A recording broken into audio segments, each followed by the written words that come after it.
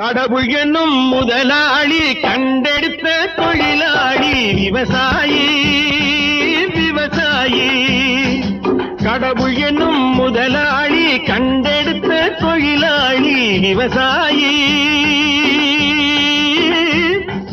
விவசாயி.